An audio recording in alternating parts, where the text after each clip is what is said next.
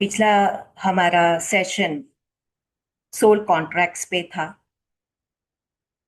Soul contracts समझने के बाद उसी का आगे गहराई से समझने के लिए आज का हमने सेशन लिया है, जहाँ पे हम मृत्यु के बाद जब अपने सोल गाइड से मिलते हैं और हमने इस जन्म में सोल कॉन्ट्रैक्ट के मुताबिक क्या क्या किया है वो हम समझाने का प्रयास करते हैं उनसे मिलके, और आगे क्या करना है उसका वो हमें मार्गदर्शन देते हैं।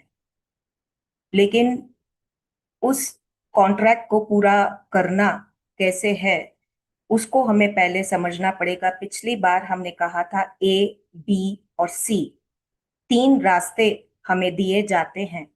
उन तीन रास्तों पे हम चल के उस सोल कॉन्ट्रैक्ट को पूरा करके ऊपर जा सकते हैं। तो उन तीन रास्तों को हमें गहराई से समझना है। तो आइए हम मिलकर समझते हैं कि किस प्रकार के वो तीन रास्ते हैं।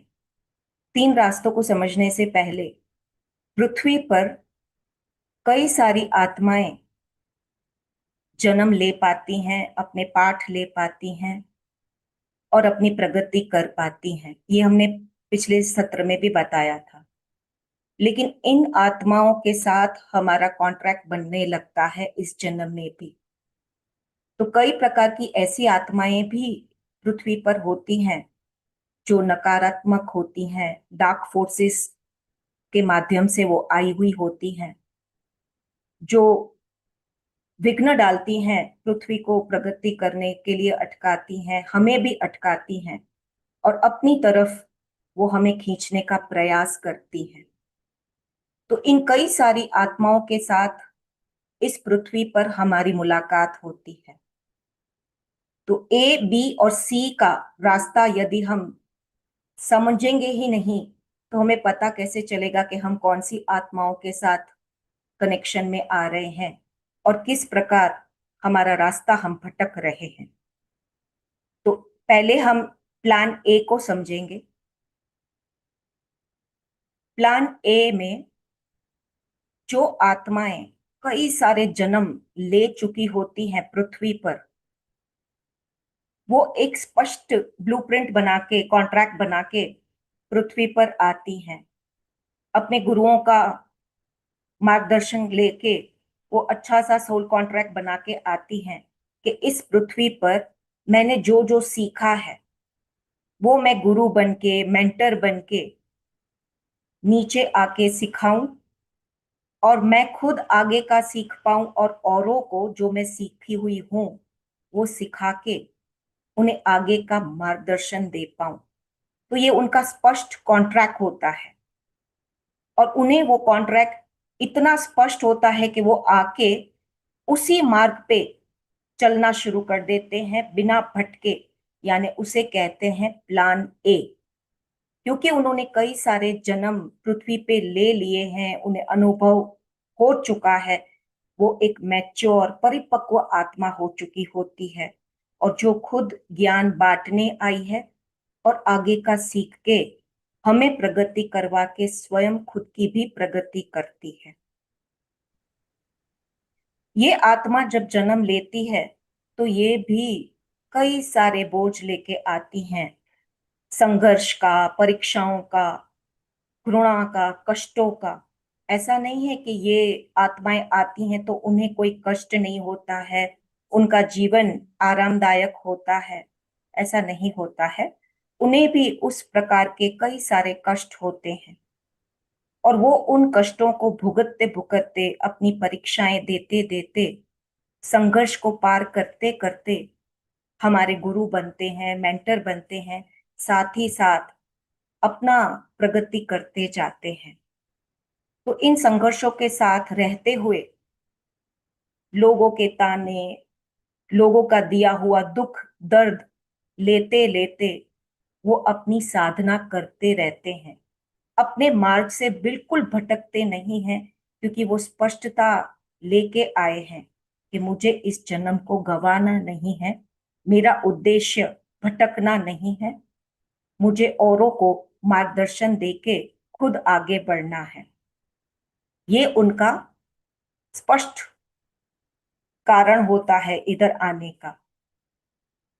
वो संघर्ष करते करते सेवाएं देते जाते हैं, सहनशीलता उनकी इतनी होती है, तो वो इन सब परीक्षाओं को पार करते जाते हैं और अपनी घृणा को, कष्टों को हीरो में, ज्ञान में परिवर्तित करती जाती है। अपनी साधना करते करते आसपास के माहौल को बदलते बदलते सबका हृदय परिवर्तन करती है।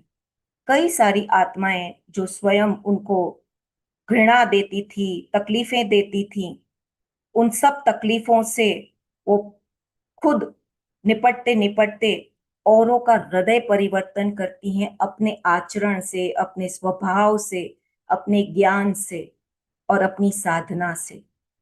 तो धीरे धीरे लोग उनकी तरफ आकर्षित होने लगते हैं, उन्हें समझने लगते हैं और अपना हृदय परिवर्तन करके उनकी तरह साधना करने लगते हैं।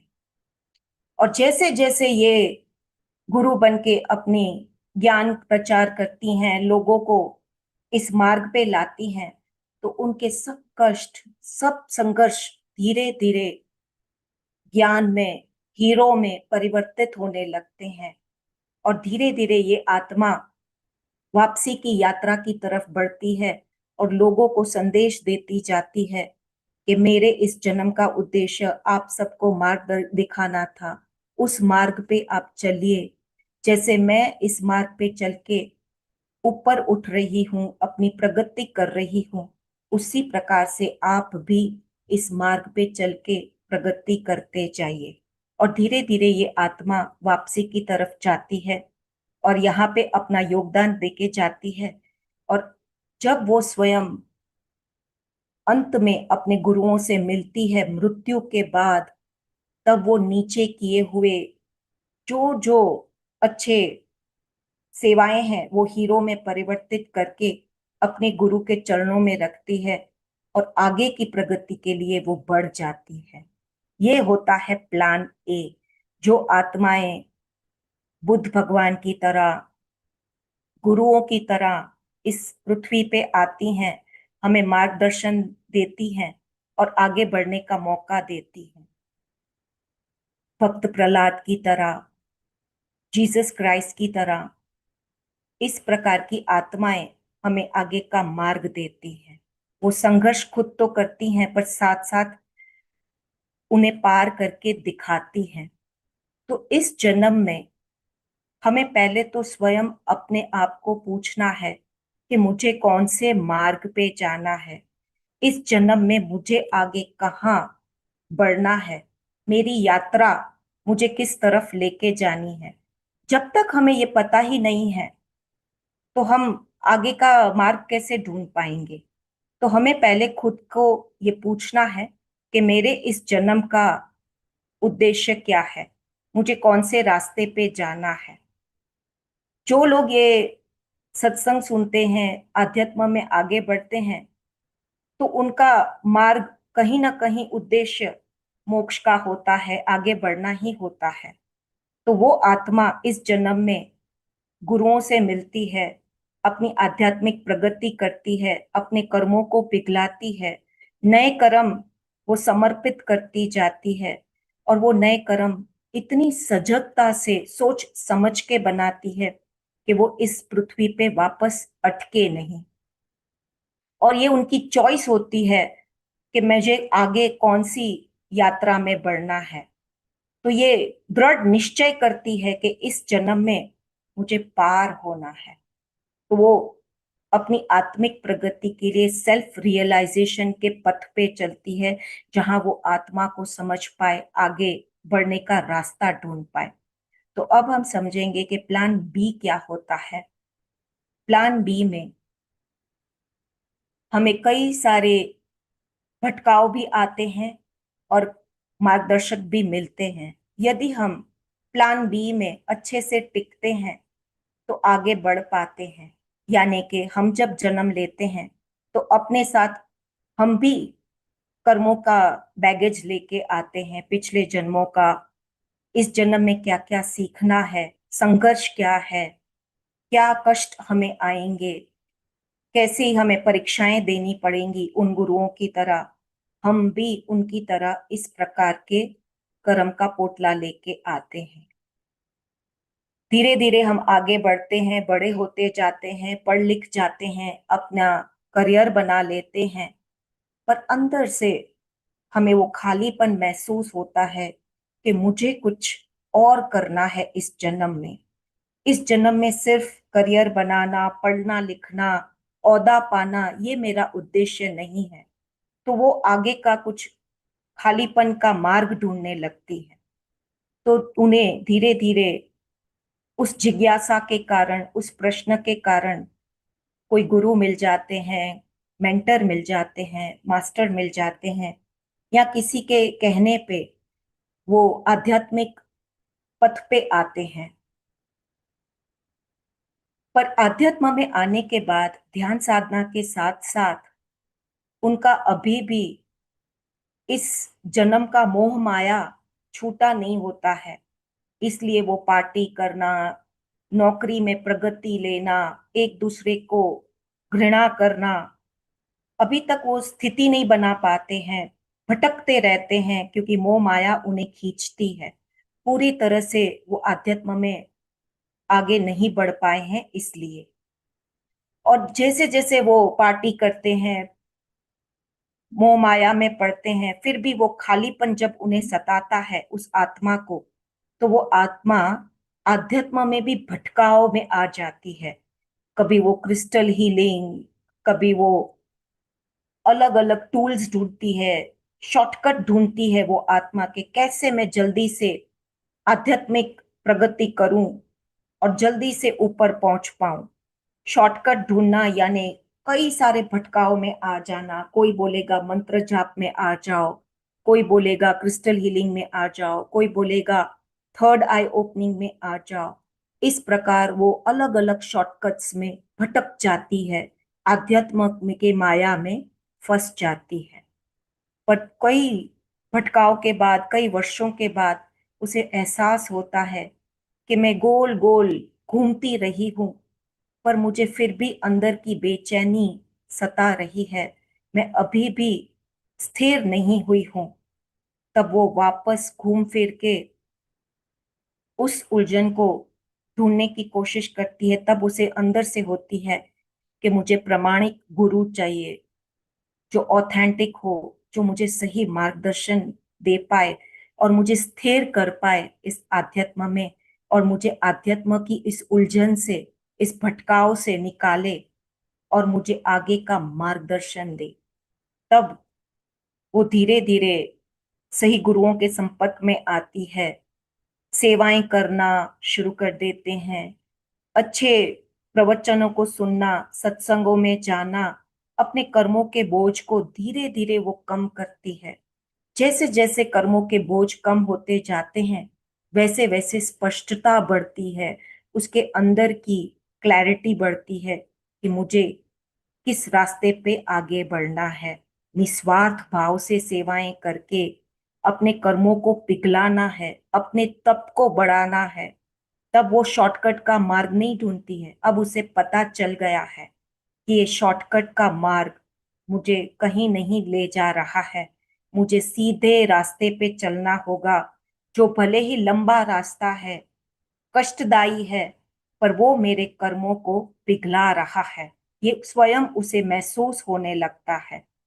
तब वो आत्मा धीरे धीरे वो स्थिर होती है और अपने कर्मों को पिघला के मरने के बाद अपने गुरुओं से मिलती है, क्योंकि वहां पे अब उसे भटकाव नहीं है, स्थिरता आ चुकी है।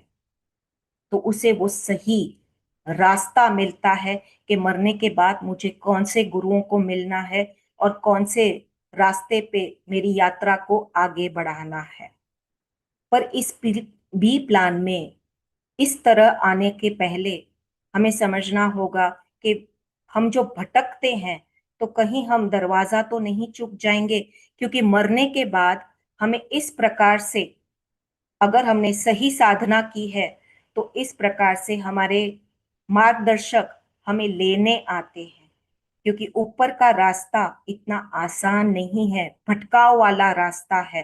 हमें पता नहीं होता है कि कौन से जगह पे मुझे पहुंचना है, क्योंकि यहाँ से जब हम छूटते हैं तो अभी तक हमारा शरीर का मोह छूटा नहीं होता है। पूरी तरह से अगर हम डिटैच नहीं होते हैं तो हमें कौन सी दिशा में जाना है ये पता नहीं होता है। इसीलिए जब सही गुरु के मार्गदर्शन में साधना करते हैं तो उस मार्गदर्शन पे हमें वो गुरु के एंजल्स, स्पिरिट गाइड्स लेने आते हैं और हमें वो धीरे धीरे कहाँ जाना है उस मार्ग की तरफ हमें ले जाते हैं, और वही दरवाजा हमें दिखाते हैं जिस दरवाजे पे हमें अंदर जाना है। यहाँ पे फिर हमें भटकाव नहीं होता है, क्योंकि प्लान बी में हमने गुरु की शरण पकड़ी है। ऑथेंटिक गुरु के पथ पे हम चले हैं, साधना हमने की है, तो हमें वही दरवाजा दिखाएंगे जो हमारे लिए, हमारी यात्रा के लिए उचित होता है। तो ये होता है प्लान बी। अब आते हैं प्लान सी पे। प्लान सी पे अगर हम अटक गए तो हम इस जन्म में भटक जाएंगे और अपने उद्देश्य को भूल जाएंगे। तो प्लान बी में जब आत्मा जन्म लेती है तो वही प्रक्रिया होती है कि आत्मा अपना ब्लूप्रिंट बना तो लेती है कि मैं नीचे जाके ये सीखूंगी, ये सब करूंगी। जन्म का उद्देश्य भी उन्हें दिया जाता है, सभी आत्माओं की तरह। सोल कॉन्ट्रैक्ट भी वो अच्छे से बना के आती है, पर नीचे आके हम सोल कॉन्ट्रैक्ट भूल जाते हैं, भटक जाते हैं। तो ये आत्मा जब माया में उलझती है, पढ़ लिख लेती है, करियर बना लेती है, आंतरिक खुशी तो उन्हें भी नहीं होती है, उन्हें भी कमी महसूस होती है कि हम कुछ छूट रहे हैं। पर वो मोह माया में इतने उलझे होते हैं, करियर में पदवी पाना, पैसा कमाना, अटैचमेंट इतनी हो जाती है कि वो उस प्रश्न की तरफ इतना ध्यान नहीं देते हैं कि मुझे कौन से दिशा में जाना है, मुझे क्या कमी महसूस हो रही है, ये वो समझ नहीं पाती है। उस प्रश्न को नजरअंदाज करते हुए वो आगे बढ़ती जाती है। कई बार कई आध्यात्मिक यात्रा वाले लोग उन्हें मिलते हैं, उन्हें याद दिलाते हैं कि आपको आध्यात्मिक रास्ते पे आना चाहिए, अपने जन्म को सफल करना चाहिए। पर फिर भी वो आत्मा नजरअंदाज कर देती है ऐसे बुलावे को, ऐसे ठुकरा देती हैं जैसे उन्हें कुछ करने लेना देना ही नहीं होता है, क्योंकि उन्हें माया इतनी जकड़ी हुई होती है कि वो इन संकेतों को, ईश्वर के दिए हुए संकेतों को पहचान नहीं पाती है, टालती जाती है वो।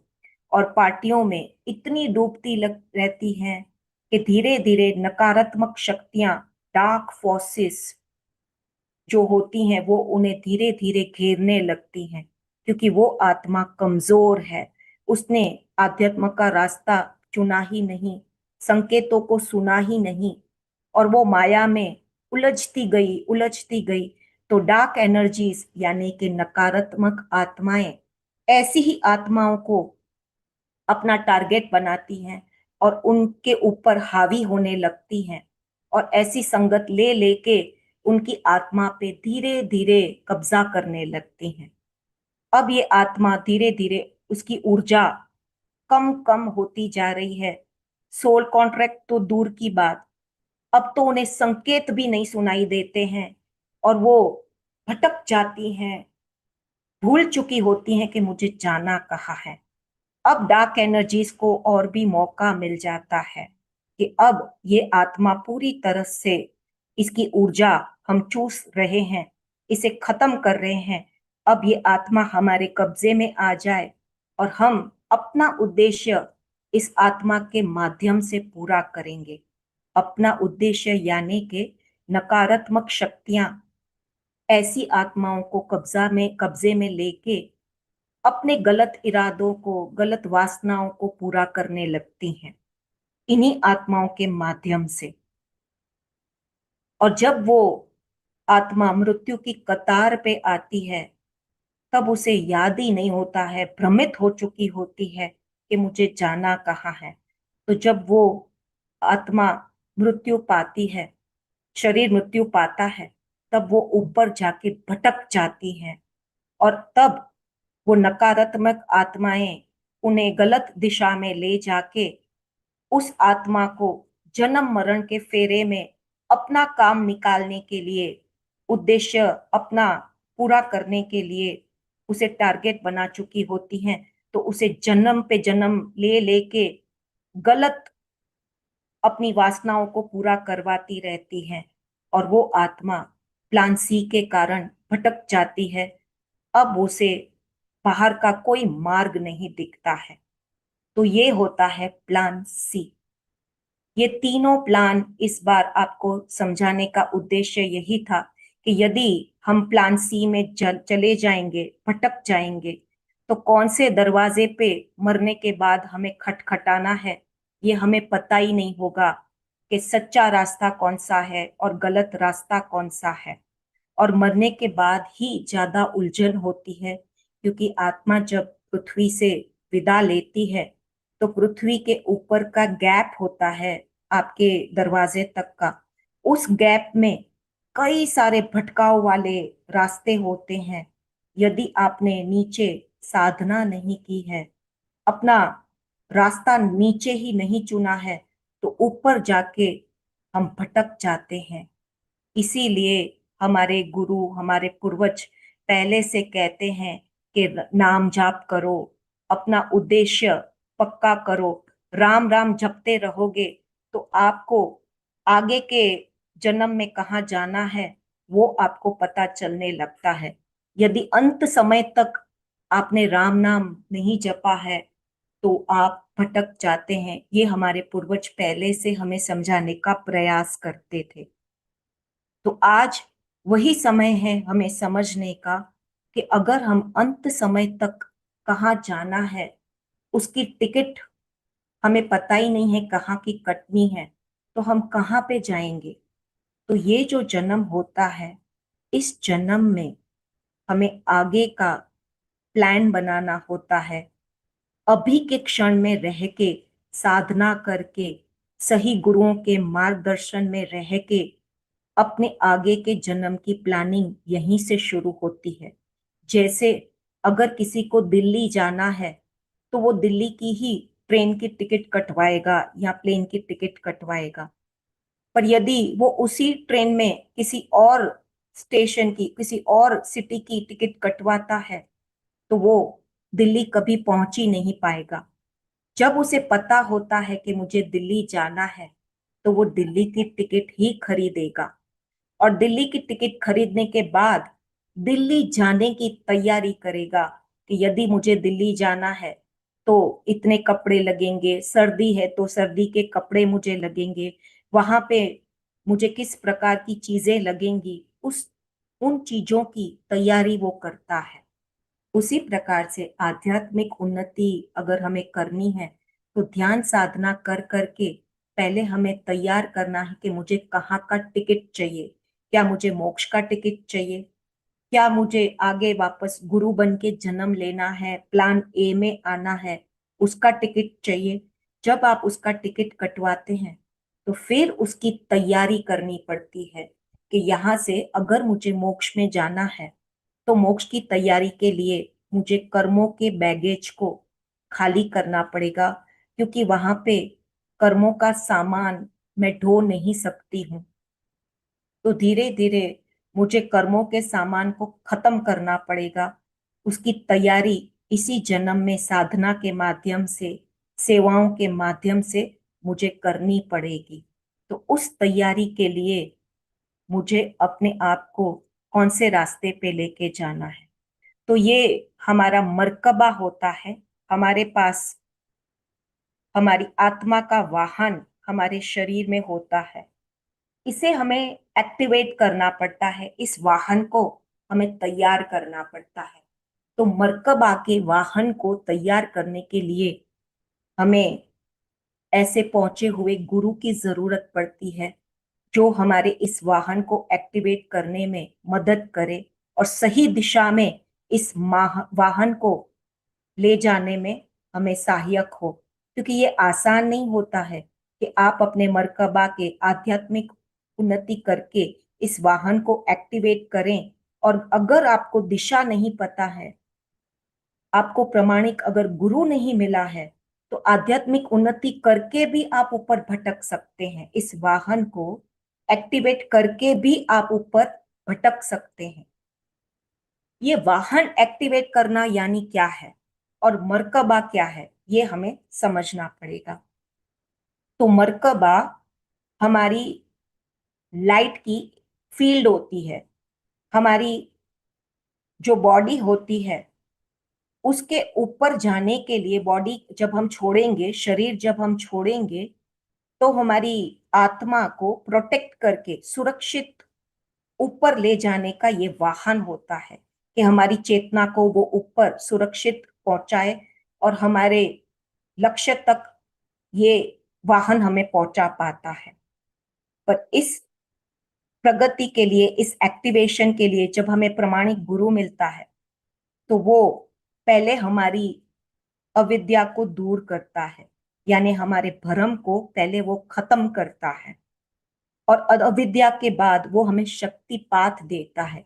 कोई भी गुरु, कोई भी पुस्तक अनजाने में हमें शक्तिपात देती है, यानी कि वो हमारे चेतना को जगाती है, अवेकनिंग करती है हमारे भीतर, आंखों की माध्यम से, मंत्र के माध्यम से, छूने के माध्यम से, या उनके ज्ञान प्रवचन के माध्यम से वो हमारे भीतर चेतना को, वो प्यास को जगाती है।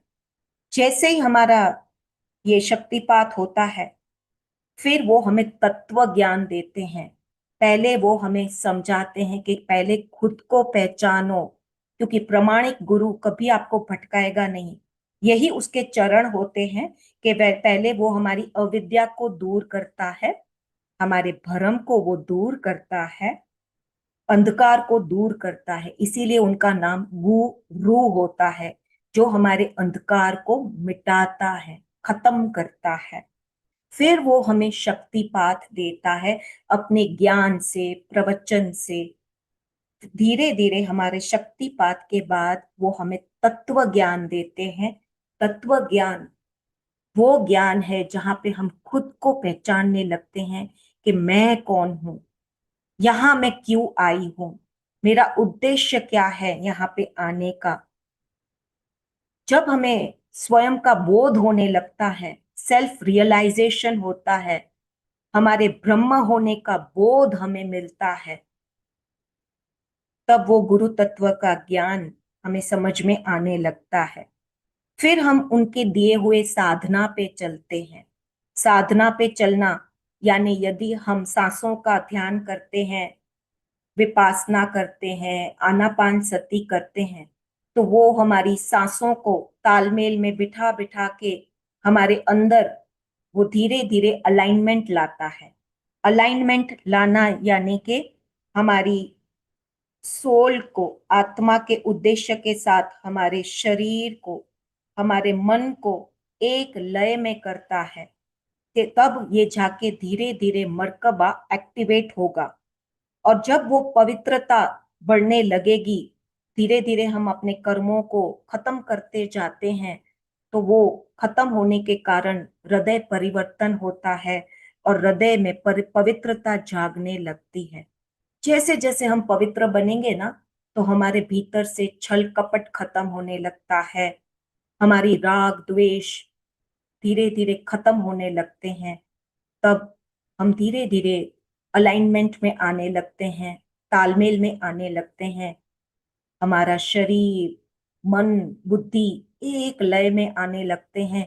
तब ये मर्कबा धीरे धीरे एक्टिवेट होता है और उस सेल्फ रियलाइजेशन के कारण हमारे अंदर अवेकनिंग होती है।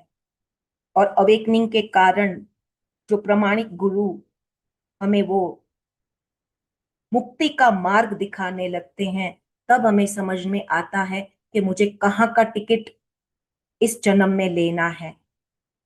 जब हमें मुक्ति समझ में आती है, तो मुक्ति के भी कई प्रकार होते हैं। कई लोग समझते हैं कि मुक्ति यानी सिर्फ जन्म मरण के फेरे को खत्म करना। कई लोग समझते हैं मुक्ति यानी दुखों से दूर हो जाना।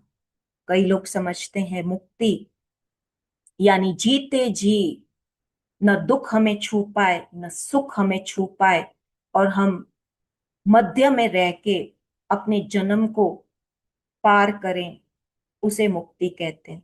ये हर एक की अपनी सोच होती है मुक्ति की, पर यदि प्रमाणिक गुरु होता है तो आपको यही बताएगा कि जीते जी मृत्यु को पाना यानी जीते जी अपने हर राग द्वेष को खत्म करके अपने अटैचमेंट को, डिजायर्स को, अपने हर राक्षसों को खत्म कर देना, इसे ही मुक्ति कहते हैं। और जीते जी अपने जन्म को औरों के लिए सेवाओं में बांटना, खुद की प्रगति करना, इसे मुक्ति कहते हैं। ये होते हैं प्रमाणिक गुरु, जो आपको सही रास्ता दिखाते हैं और मुक्ति की तरफ आगे बढ़ने का मार्ग दिखाते हैं। जब अब हमारी पूरी तरह से अटैचमेंट और डिजायर्स खत्म हो जाती है, यानी कि इच्छाएं, मोह माया जब खत्म हो जाता है, तब हम गुरु के उस फ्रीक्वेंसी में आ जाते हैं जहां पे हमारा मर्कबा अच्छे से खुलने लगता है, एक्टिवेट होने लगता है। मर्कबा ऊर्जा की ऐसी एक्टिवेशन होती है जहां पे इस ऊर्जा को अगर सुरक्षा कवच न पहनाया गया तो ये ऊर्जा गलत दिशा में भी जा सकती है। इसीलिए इस ऊर्जा को हमें हमेशा प्रोटेक्ट करना पड़ता है कि हम गलत आत्माओं की संगत में न आ जाएं, या गलत ऊर्जाओं में, गलत संगत के साथ साथ गलत व्यसन में हम न पड़ जाएं। नहीं तो हमारी ये ऊर्जा वो चूस लेते हैं और हम गलत ऊर्जा के घेरे में आ जाते हैं, और यही मर्कबा की ऊर्जा हमें गलत दिशा भी दिखा सकती है। इसीलिए उस समय हमारे गुरु, स्पिरिट गाइड्स का मार्गदर्शन सही तरीके से लेना अति आवश्यक होता है। और जैसे जैसे हमारा मर्कबा एक्टिवेट होता है तो हमारे चक्रा बैलेंस होने लगते हैं। हमारा हृदय चक्र इतना विकसित हो जाता है कि हम अनकंडीशनल लव की तरफ बढ़ जाते हैं। हमारे भीतर का ज्ञान खुलने लगता है। अब हम भटकने वाले में से नहीं होते हैं, क्योंकि अब हमें ठहराव आ जाता है। हमारे अंदर शिव और शक्ति का बैलेंस हो जाता है। शिव और शक्ति का बैलेंस यानी कि पुरुष तत्व और स्त्री तत्व, मर्कबा का एक ट्रायंगल स्त्री तत्व का होता है जो नीचे की तरफ झुका होता है, पॉइंट, और एक मर्कबा का पॉइंट ऊपर की तरफ होता है जो हमें ऊपर के चक्रों की तरफ ले जाता है। ये दोनों ही ट्रायंगल जब अलाइनमेंट में आते हैं तब मर्कबा का एक्टिवेशन होता है, और ये स्टार जैसा मर्कबा बन जाता है, और धीरे धीरे ये स्टार घूमने लगता है, अपनी ऊर्जा को बढ़ाने लगता है। तो अभी तक जो हम बाहर सुनते हैं वो इंफॉर्मेशन होती है। जैसे कि अभी हम ये ज्ञान ले रहे हैं तो ये अभी इंफॉर्मेशन है, पर जैसे जैसे हम साधना करेंगे, खुद पे मेहनत करेंगे, सही मार्ग पे चलेंगे, तब धीरे धीरे ये इंफॉर्मेशन हमारे ज्ञान में परिवर्तित होती है। क्योंकि अब बाहर की इंफॉर्मेशन धीरे धीरे समझते समझते हम अंदर से उसको ज्ञान में परिवर्तित करते हैं, अपने आचरण से, अपनी साधना से, उस मार्ग पे चल के। अब हमारा ये अनुभव हो चुकी है। जब ये हमारा खुद का अनुभव हो जाता है ना, तब हम इसे ज्ञान कह पाते हैं कि ये मेरी विजडम है, ये मेरा अनुभव है। तो इंफॉर्मेशन सिर्फ लेके हमें रुकना नहीं है, हमें इस इंफॉर्मेशन को स्वयं के ज्ञान में परिवर्तित करना है। तब हमारा ये मर्कबा अलाइनमेंट में आएगा, शिव शक्ति अलाइनमेंट में आएगी थर्ड आई पे। और थर्ड आई पे जब आज्ञा चक्र पे शिव शक्ति का मिलन हो जाता है तो ना वो शिव रहता है ना वो शक्ति रहता है, सिर्फ और सिर्फ वो ऊर्जा बन जाती है। और वो ऊर्जा सहस्त्रार चक्र को भेद के ऊपर की तरफ अग्रसर होती है, और तब वो मर्कबा अपनी दिशा को पकड़ते हुए उसी टिकट की तरफ बढ़ता है जो टिकट आपने यहाँ पे साधना करके कटवाई है। यदि आपने मोक्ष की टिकट कटवाई है तो ये मर्कबा उसी तरफ जाएगा, और आपके गुरु और हमारे एंजल गाइड्स वहां पे तैयार होते हैं हमें आगे ले जाने के लिए। तब वो आते हैं मृत्यु के बाद और हमें उस दिशा में ले जाते हैं। जब उस दिशा में ले जाते हैं, क्योंकि अभी तक हम शरीर के टोटली शरीर से डिस्कनेक्ट नहीं होते हैं, शरीर से कटे हुए नहीं होते हैं, तो अभी हम थोड़े से बेहोशी के हालत में होते हैं। इसीलिए वो आते हैं हमें लेने के लिए, और कुछ दिनों तक हमें एक ट्रांजिट की जगह पे रुकाया जाता है आत्मा के रूप में, जहां पे पहले हम उस शौक से, मौत के उस शौक से पहले स्थिर हो जाएं कि अब मेरा शरीर छूट चुका है, अब मैं वापस आत्मा के रूप में आई हूं। अब मेरी ऊर्जा जब स्थिर हो जाए, कुछ दिनों के बाद वो आत्मा हमें हमारे सोल गाइड से मिलवाती हैं। सोल गाइड से जब हम मिलते हैं तब उनके साथ हमारी बैठक करवाई जाती है, और उस बैठक में हमें आगे का पहले क्या करना है वो जानने से पहले हमने इस जन्म में क्या क्या किया है, ये पूरी फिल्म की तरह हमें दिखाया जाता है। और नीचे फिल्म की तरह जब हम खुद को देखते हैं तब हमें पता चलता है कि हमने क्या क्या गलतियां की हैं, क्या क्या हम चूक गए हैं, क्यों हमने ये गलतियां की है। ये सब हमें बताया जाता है, एहसास दिलवाया जाता है। जब ये एहसास हमें हो जाता है तो फिर से कुछ दिनों तक हमें ट्रांजिट में रुकाया जाता है कि हम पूरा मनन चिंतन करें कि हमने जो नीचे पृथ्वी पे गलतियां की, मोक्ष की तरफ बढ़ने में कहाँ हम चूक गए हैं। वो सब जब हम पूरा विवरण समझ लेते हैं तब वापस हमारी मुलाकात हमारे सोल गाइड से, गुरुओं से होती है, और वो हमें आगे का प्लान अब बनाने में सहायक होते हैं कि अब हमें आगे क्या करना है, उसका ब्लूप्रिंट बनवाने में हमें सहयोग होती है।